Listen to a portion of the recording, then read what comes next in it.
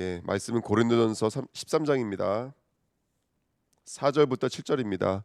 고린도전서 13장 4절부터 7절입니다. 같이 읽겠습니다.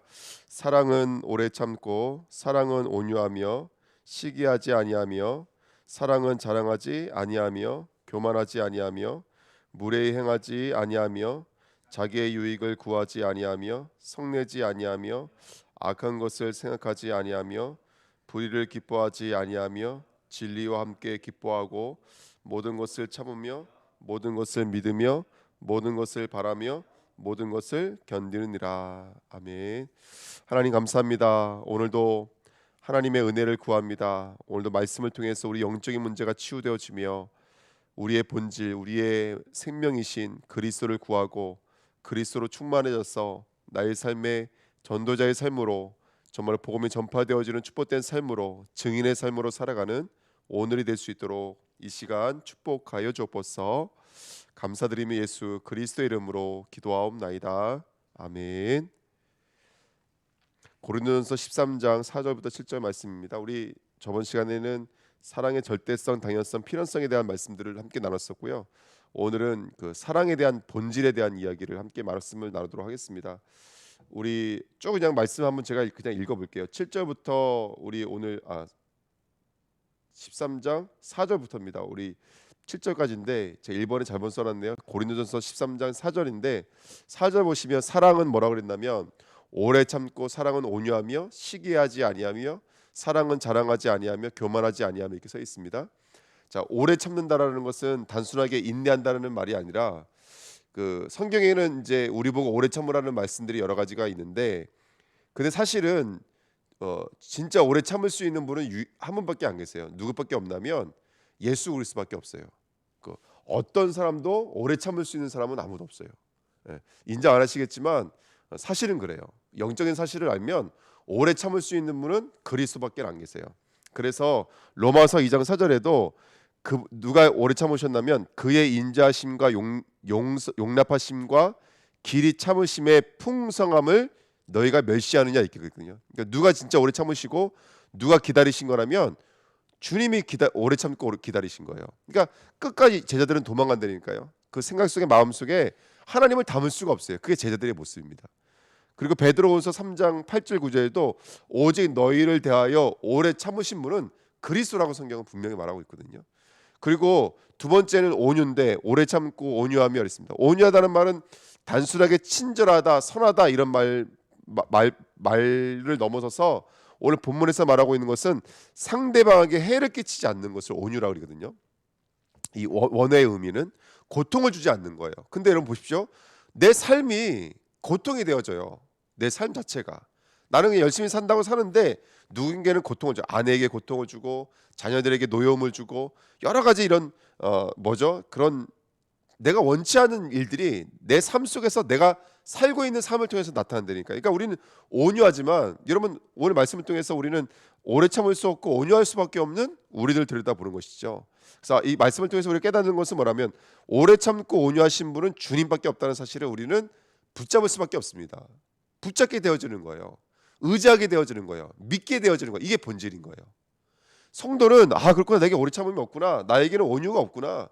내가 정말로 사람에 대하여 내 이웃에 대하여 온유함이 없구나. 오래 참을 수 없구나. 이게 정말로 알아지는 거예요. 물론 우리가 부모님의 사랑을 통해서 이런 것들이 엿볼 수 있는 것이죠.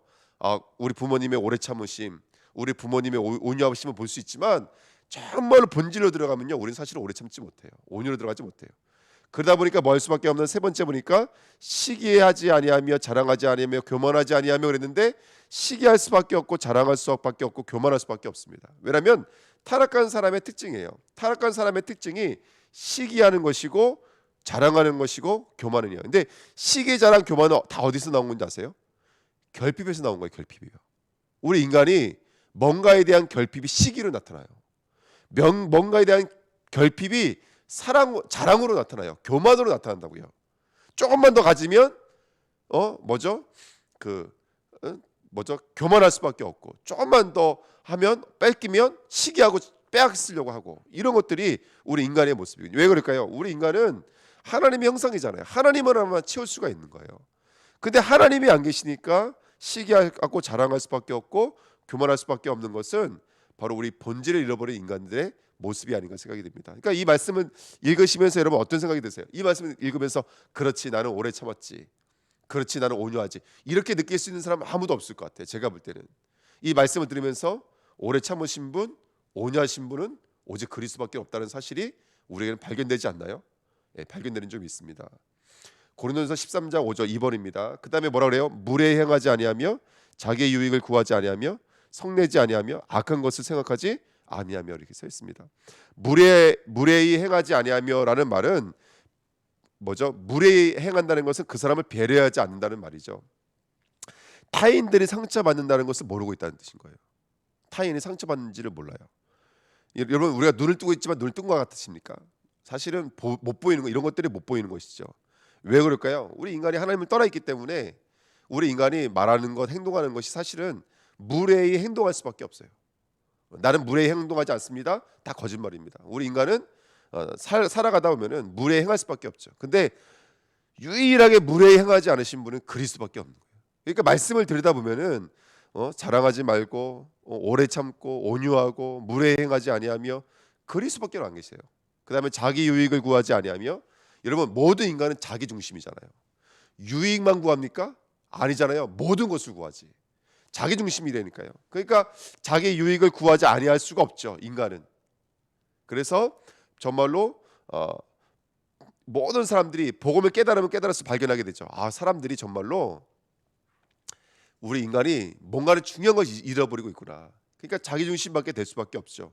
바울은 뭐라고 그랬습니까? 자기가 작은 자라고 말했거든요. 뭐를 발견하고 나서요?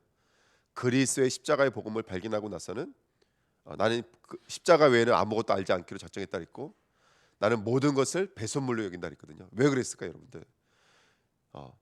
우리 나라고 하는 것들이 물에 향할 수밖에 없고 자기 유익을 구할 수밖에 없는 나를 보는 것이죠. 그 다음에 세 번째, 성내지 아니하며 그랬습니다. 모두가 성을 내죠. 그래서 나 중심이기 때문에 성을 낼 수밖에 없죠. 그리고 악한 것을 생각하지 아니하며 그랬습니다. 이 악한 것, 카고네라는 말은 그냥 우리가 알고 있는 일반적인 악함이 아니라 본래적 악함을 말합니다. 본래적 악함이 뭘까요? 바로 우리 인간이 하나님을 떠나서 나와 하나가 되어진 거예요. 이게 본래적 악함이에요. 나를 떠나서 너가 하나님처럼 돼, 너가 스스로 하나님처럼 돼요. 하나님같이 돼요. 얘가 카곤이에요. 그래서 악할 수밖에 없어요, 우리 인간은. 그러니까 성경은 벌써 악한 것 중에 악한 걸 보고 있는 거예요. 우리는 남의 돈 꿔가고 안 갚는 거 악한 거잖아요. 우리는 남에게 상처 준 게 악한 거잖아요. 근데 하나님은 뭘 보고 계시냐면 그 상처 줄 수밖에 없는 상태, 그 사람들에게 무례히 행할 수밖에 없는 그 상태를 보고 계시는 거예요. 진짜 악함을 보고 계시는 거예요. 그러니까 악한 것을 생각하지 않으면, 이 생각한다는 말이 뭐냐면 세마다 계산하다 이런 뜻이거든요. 그러니까 우리 안에 이런 것들로 얼마나 많은 숫자들이 오고 가는지 몰라요. 더하기 뺄셈이 얼마나 많이 우리 안에 넘어져 이게 오고 가는지 모릅니다. 그러니까 늘 우리는 본래적인 악 넘어뜨리고 무례 행하고 이런 것들이 수많이 내 안에 계산되어져 있는 악한 영이 우리 안에 존재하고 있다는 사실을 오늘 말씀을 통해서 볼 수 있죠. 세 번째입니다. 고린도서 13장 6절 7절에도 불의를 기뻐하지 아니하며 진리와 함께 기뻐하고 모든 것을 참으며 모든 것을 믿으며 모든 것을 바라며 모든 것을 견디니라 그랬습니다. 불의를 기뻐하지 아니하며 진리와 함께 기뻐한다 했는데, 우리는 사실은 남의 잘못을 기뻐하고 남의 약점을 즐기는 게 우리 인간 아닙니까? 그리고 모든 것을 참는다 했는데 이건 모든 것을 덮는다는 말이거든요. 근데 아시겠지만 뭐죠? 노아가 벌거벗을 때 그거를 참지 못해, 덮지 못해요. 그거 인간의 모습, 하나님을 떠나 있는 모습입니다. 자, 근데 제가 오늘 말씀드리고 싶은 것은 뭐냐면, 그러면 답이 있어야 되잖아요. 네 번째입니다. 본질을 찾는 길이에요. 자, 말씀만 조금만 들어가다 보시면 이 말씀이 이해가 되실 거예요. 우리 인간의 문제가 무슨 문제죠? 예? 우리 인간의 문제가 뭐예요? 인간관계의 문제인가요? 환경의 문제인가요? 절대 아닙니다. 우리 인간의 문제는 본질을 잊어버린 거예요. 본질. 우리 인간의 생명을 잊어버린 거예요. 그래서 우리 인간의 문제가 무엇인지를 정말로 알아야지만이, 본질을 찾아야지만이, 생명을 찾아야지만이 그 생명력이 나타나는 거예요. 그게 증인의 삶입니다. 언약궤를 가지고 있으면 안 돼요. 언약궤가 증거궤가 돼야 되지. 성전을 가지고 있으면 안 돼요. 우리는 증거 성전으로 나가셔야 돼요. 우린 증인의 자리까지 나가셔야 돼요. 이번 주 강단 말씀 붙잡고 계시잖아요. 그 말씀 붙잡고 있는 건 아무 능력 되지 않아요. 그 말씀이 내 삶 속에 들어와서 나로 하여금 오늘 정말로 유익을 구하지 아니하며 시기하지 아니하며 자랑하지 아니하며 교만하지 아니하며 무례행하지 아니하며 남의 잘못을 덮을 수 있는 그 자리까지 나갈 수 있는 이 본질적인 힘은 우리 인간의 원죄가 해결되지 않는 이상은 절대로 가당하지 못한 그런 말씀이라는 것을 우리는 알 수가 있습니다. 그러기 위해서 우리가 좀 바울의 고백을 아까 우리 잠깐 들여다봤지만 바울은 자기를 작은 자로 했고 모든 것을 배설물 여기다 그러거든요. 그러니까 이 말은 뭐냐면 뭔가를 발견하고 나면 무례히 행할 수밖에 없는 그것을 버릴 수 있다는 거예요. 예수님을 만나자마자 예수님께서 제자들에게 가장 먼저 요구하신 것이 뭐냐면 버리라는 거예요. 아버지와 그물과 배와 너 자신까지 다 버리라는 거예요. 우리가 정말로 찾고 나면 우리가 꽁꽁 싸매고 있는 것들이 벗겨지기 시작하죠. 그때야 비로소 우리는 생각과 마음의 셈이 사라지기 시작해요. 그때야 비로소 우리는 배려가 아니죠. 이거는 초월하기 시작해요. 그때서부터는 모든 것을 수용하기 시작해요. 그때부터 내 생각과 마음이 지켜지기 시작해요. 그래서 우리 인간의 근본 문제가 해결되어져야 돼요. 근데 인간의 상태예요. 어쩔 수 없어요. 육신의 문제가 와 있죠. 타락할 수밖에 없고 방황할 수밖에 없고 중독할 수밖에 없어요. 교회에서는 늘 메시지에 여러분 경건하게 사십시오, 열심히 사십시오, 기도하십시오 말하지만 여러분 솔직히 말해보세요. 우리 현장에 나가면 타락할 수밖에 없는 게 우리 인간의 모습이에요. 왜 그럴까요? 정신의 문제가 와 있기 때문에 그래요. 우리 정신과 마음에 이미 상처, 틀린 생각, 그러다 보니까 이미 분열되어 있어요. 생각이 분열되어 있었어요. 생각이 하나가 되지 못해요. 오늘은 이랬다가 내일은 저랬다 그래요. 오늘은 저 사람이 용서가 됐다가 내일은 또 용서가 안 되는 거. 이게 우리라고요. 우리. 그게 분열이고 그게 집착이에요, 여러분들. 근데 사실은 이게 영적인 문제예요. 누가 개입하고 있는 것이죠? 사탄이 개입하고 있는 거예요. 악한 영이 개입하고 있는 거예요. 우리는 성령께서 개입하고 계시는 거예요. 오늘 성령이 우리 안에 들어오시는 귀한 은혜가 있기를 부탁드립니다. 이 땅의 문제가 네피림 문제구나. 이 땅의 문제가 바벨탑 문제구나. 이게 정말로 보여주셔야 됩니다. 그러면 세 번째 뭘 볼 수 있냐면 바로 우리가 그리스도를 볼 수 있는 줄 믿습니다. 여자의 후손이 오셔서 누구의 머리를 박살내게 하신다고요? 사단의 머리를 박살내게 하신다고요. 발꿈치가 상하신 예수님의 십자가를 통해서 사단의 권세를 완전히 꺾으신 줄 믿습니다. 그러니까 오늘 정말 138 그리스도 하나님 나라 오직 성령이 우리에게 답이 되어지고 해답이 되어지는 귀한 은혜가 있었으면 좋겠습니다. 여러분 그리스도가 정말로 그리스도가 되면 어떻게 될까요? 영적인 치유가 일어나겠죠. 뭐가 회복되어질까요? 영적인 치유가 일어나는 증거가 예배가 회복되어지고 말씀이 회복되어져요. 이게 영적인 치유예요. 하나님과의 나와의 관계가 회복되어지면 예배가 회복되어져요. 예배를 사모하게 되어져요. 하나님과 나와의 관계가 회복되어지면 말씀이 들려지기 시작해요. 이번 주 간단 말씀처럼 내가 거기서 너와 만나면 예배가 회복되어져요.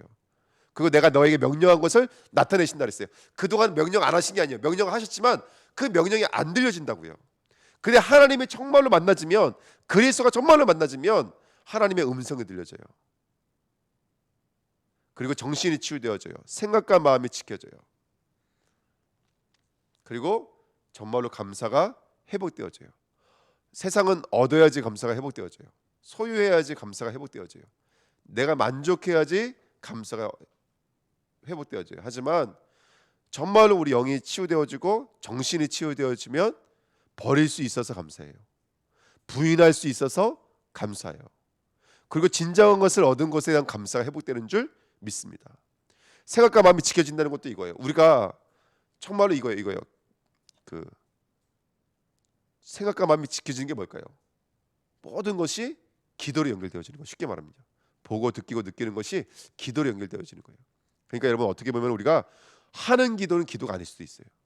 진짜 기도는 우리 생각과 마음이 지켜지는 거예요. 너희가 구하라는 거예요. 모든 지각에 뛰어나신 하나님이 응답하시겠다는 거예요. 근데 그 응답이 뭐예요? 생각과 마음을 지키신다 그랬거든요.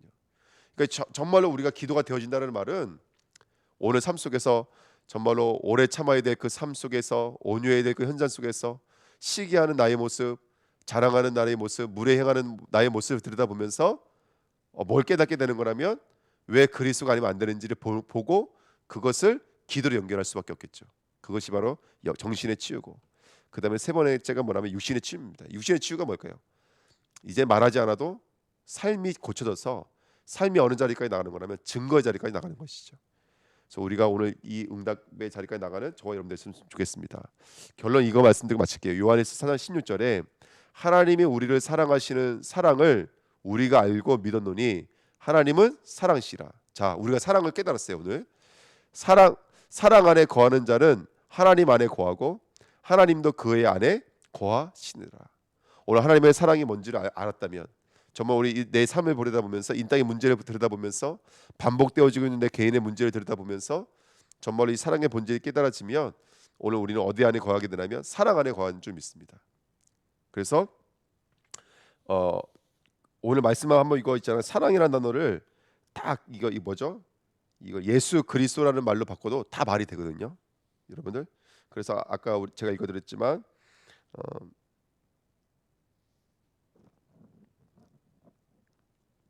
한번 오늘 한번 나중에 한번 말씀 한번 정리해 보시면 좋을 것 같습니다. 그래서 우리는 이미 사랑 안에 거하고 있는 줄 믿습니다.